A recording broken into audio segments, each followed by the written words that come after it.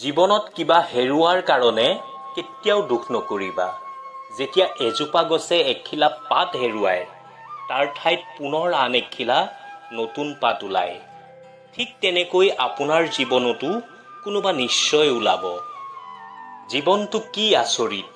কোনোবাই নিজৰ সপোনৰ কাৰণে আপোনজনৰ পৰা দূৰত থাকে আৰু কোনোবাই নিজৰ আপোনজনৰ কাৰণে সপোনৰ পৰা দূৰত থাকে।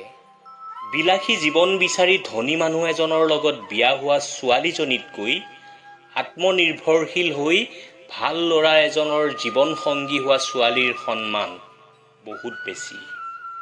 স্বামীৰ বুকুৱেই হ'ল এগৰাকী নাৰীৰ বাবে আটাইতকৈ নিৰাপদ ঠাই। মাথো নাৰীগৰাকীৰ আপোন পুৰুষজন সত্যবাদী আৰু চৰিত্ৰৱান হ'ব লাগিব। কিছুমান মানুহৰ শৰীৰ ভালে থাকে, অথচ আনৰ ভাল দেখিলে অসুস্থ হৈ পৰে। যিজনে তোমাক মাথো প্ৰয়োজন বুলি ভাবে, সেইজনে কেতিয়াও তোমাৰ দুখ কষ্টৰ মূল্য দিব নোৱাৰে। যি পাইছা তাক নেহেৰুৱাবা, যি হেৰাই গৈছে তাক বিচাৰি হাবাথুৰি নাখাবা, আৰু যি পোৱা নাই সেয়া তোমাৰ ভাগ্যতেই নাছিল বুলি ভাবি জীৱনটো আগবঢ়াই নিয়া। জীৱনত প্ৰেম কৰা মানুহ বহুত পাবা, কিন্তু যত্ন লোৱা আৰু সন্মান কৰা মানুহ বহুত কম পাবা। কেতিয়াবা জীৱনত সঠিক মানুহ অহাৰ বাবে ভুল মানুহ এৰি যোৱাটো প্ৰয়োজন। ভৰসা কৰাৰ আগতে প্ৰথমতে মানুহ চিনিবলৈ শিকক। ভৰসা কৰক যিয়ে আপুনি দুখত পৰাটো নিবিচাৰে। কৰাজনৰ পৰা সময় কমকৈ বিচাৰক। অকলে থকাৰ অভ্যাস হৈ গ'লে কষ্টবোৰ কমি যায়। তুমি কোনো কাৰণ নোহোৱাকৈ সুখী অনুভৱ কৰা, তেতিয়া জানিবা যে কোনোবাই তোমাৰ কাৰণে প্ৰাৰ্থনা কৰিছে। যোনে আপোনাৰ বাবে কান্দিছে, তেওঁৰ পৰা কেতিয়াও আঁতৰি নাযাবা, কিয়নো ভাগ্যৰ ফলতহে এনেকুৱা কাৰোবাক পোৱা যায়। আপুনি যেতিয়ালৈকে কাৰোবাক দি থাকিব পাৰিব, তেতিয়ালৈকেহে ভালে থাকিব পাৰিব। দিয়াও শেষ আৰু ভাল পোৱাও শেষ। শেষ হয় স্বাৰ্থ যেতিয়াই শেষ, বদনাম তেতিয়া পৰাই আৰম্ভ। আৰু এইটোৱেই সংসাৰৰ নিয়ম। জীৱনত সপোন তাক লৈহে দেখা উচিত, যিয়ে মাথো সপোন নেদেখায়, বাস্তৱলৈও ৰূপায়ণ কৰে। কিন্তু এনেকুৱা কাকো লৈ সপোন দেখা উচিত নহয়, যিয়ে সপোন দেখায় কিন্তু সুযোগ বুজি নিজেই হেৰাই যায়। কষ্ট পালেই জানো ভাল পোৱা হেৰাই যায়? কেতিয়াও নাযায়। যিজনে আপোনাক ভাল পাব জানে, তেওঁ হাজাৰ কষ্টৰ মাজতো আপোনাক ভাল পাব পাৰে। পৃথিৱীৰ নিয়ম বহুত অদ্ভুত। যেতিয়া প্ৰিয় মানুহজনক তুমি গুৰুত্ব দিবলৈ আৰম্ভ কৰিবা, তেতিয়া তেখেতে তোমাক অৱহেলা কৰিবলৈ আৰম্ভ কৰিব। প্ৰিয় মানুহজনে যদি তোমাক অৱহেলা কৰিবলৈ আৰম্ভ কৰে, তেতিয়া তেওঁক কথা কোৱাৰ বাবে বাৰে বাৰে অনুৰোধ কৰা দৰকাৰ নাই। কাৰণ যাৰ কাষত তোমাৰ সঁচা মূল্য থাকিব, তেওঁ হাজাৰ অসুবিধাৰ মাজতো তোমাক সময় দিব আৰু তোমাক কেতিয়াও এৰি নাযাব। টকাৰে তুমি সকলো কিনিব পাৰিবা, কিন্তু মানসিক সুখ কোনো দিন কিনিব নোৱাৰিবা। ভালপোৱা মানুহজনৰ লগত কথা পাতিলে হয়তো মায়া বাঢ়ে, কিন্তু কথা নাপাতিলে মায়া কিন্তু কেতিয়াও কমি নাযায়। মানুহৰ লগত ভদ্ৰ ব্যৱহাৰ কৰা উচিত, কিন্তু বেছি ভদ্ৰ ব্যৱহাৰ কৰা একেবাৰে উচিত নহয়। কাৰণ ভদ্ৰলোকৰ ভাষা আকৌ সকলোৱে বুজি নাপায়। মন বেয়া থকাৰ সময়ত মোক সান্তনা দিয়া মানুহবোৰেই যেতিয়া মোৰ মন বেয়াৰ কাৰণ হৈ পৰে, তেতিয়া কষ্টবোৰে বুকুত বহুত আঘাত দিয়ে আৰু সেই কষ্ট সহ্য কৰাটো বহুত কঠিন। মানুহক প্ৰিয় মানুহৰ চেহেৰাৰ মায়াতকৈ কথাৰ মায়াই বেছি আকৃষ্ট কৰে, কিয়নো চেহেৰাৰ মায়া এদিন পাহৰিব পাৰি, কিন্তু কথাৰ মায়া সহজে পাহৰিব নোৱাৰি। ভৰি নিভিজাকৈ হয়তো নদী পাৰ হ'ব পৰা নাযায়, কিন্তু চকু নিভিজাকৈ জীৱন পাৰ কৰা অসম্ভৱ। জীৱনত কিবা পালোঁ বা নাপালোঁ, কিন্তু জীৱনৰ পৰা এটা শিক্ষা ভালকৈ পাইছোঁ, সেইটো হ'ল বিচাৰিলে সকলো পোৱা নাযায়। জীৱন সঁচাই আচৰিত, জীৱন কাৰো বাবে ৰৈ নাথাকে, কিন্তু কিয় জানো মনটো মাজে মাজে ৰৈ যায় প্ৰিয় মানুহজনৰ বাবে। কষ্টই মানুহক নকন্দুৱাই, কষ্টই মানুহক নীৰৱ কৰি ৰাখে। কন্দুৱাই সুখে, যি আহে অলপ সময়ৰ বাবে আৰু নিমিষতে গুচি যায়। আগতে ঘৰবোৰ কেঁচা আছিল, কিন্তু সম্বন্ধ পকা আছিল।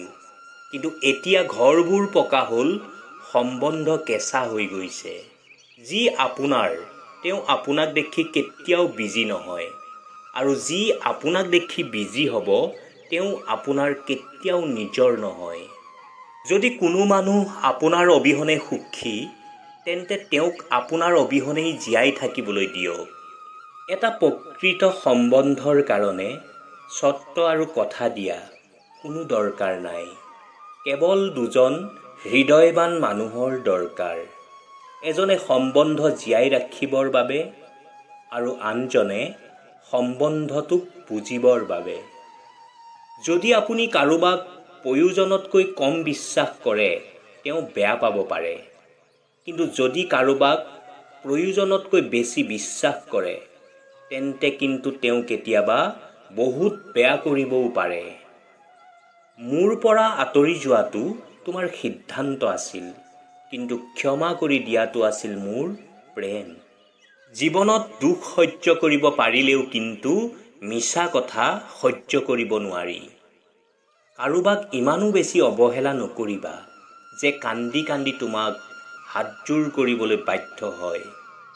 ভুল থাকক বা নাথাকক, ক্ষমা সেইজনেই প্ৰথমে বিচাৰে যিয়ে তোমাক হেৰুৱাৰ ভয় কৰে। হহুৱাই থকা এজনৰ দৰকাৰ, কন্দুৱাইতো জীৱনেও আছে। আশা কেৱল ভগৱানৰ ওপৰত ৰাখিব লাগে, মানুহৰ ওপৰত ৰখাটো নিৰ্ভেজাল মূৰ্খামি। পৰিস্থিতি যেনেকুৱাই নহওক, সঁচা ভালপোৱাজনে কেতিয়াও এৰি থৈ নাযায়, আৰু যিজনে এৰি যায় তেওঁৰ কাৰণে এটা অজুহাতেই যথেষ্ট। ভাগ্যত যিজন নাথাকে, সেইজনেহে দেখোন হৃদয়ত সোপনি পাতে। ভুলটো আমি তেতিয়াই কৰোঁ, যেতিয়া আমাক কোনোবাই গুৰুত্ব নিদিয়ে বুলি জানিও বাৰে বাৰে তেওঁৰ ওচৰত গুৰুত্ব বিচাৰি যাওঁ।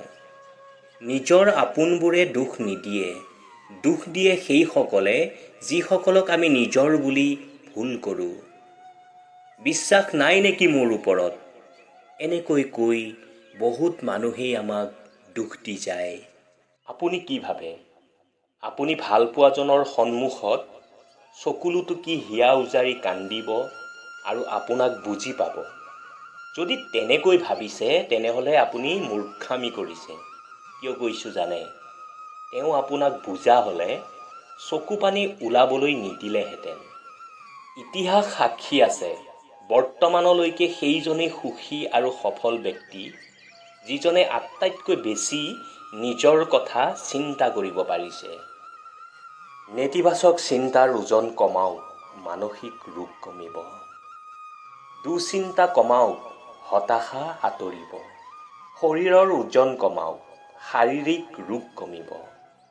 মগজু ঠাণ্ডা কৰি সিদ্ধান্ত লওক, কাৰণ ঠাণ্ডা মগজুৱে লোৱা সিদ্ধান্ত কেতিয়াও ভুল নহয়। কথা কোৱাৰ আগতে ভাষা ঠিক কৰক, কাৰণ সকলো বিপদ আৰম্ভ হয় একমাত্ৰ মুখৰ ভাষাৰ পৰা। মা দেউতাক জীৱিত অৱস্থাত হৃদয়ত কষ্ট দি বৃদ্ধাশ্ৰমত থৈ মৃত্যুৰ পিছত আত্মাৰ শান্তিৰ বাবে যদি নাম প্ৰসংগও কৰিছে, তেনেহ'লে কোনো সুফল নাপায়।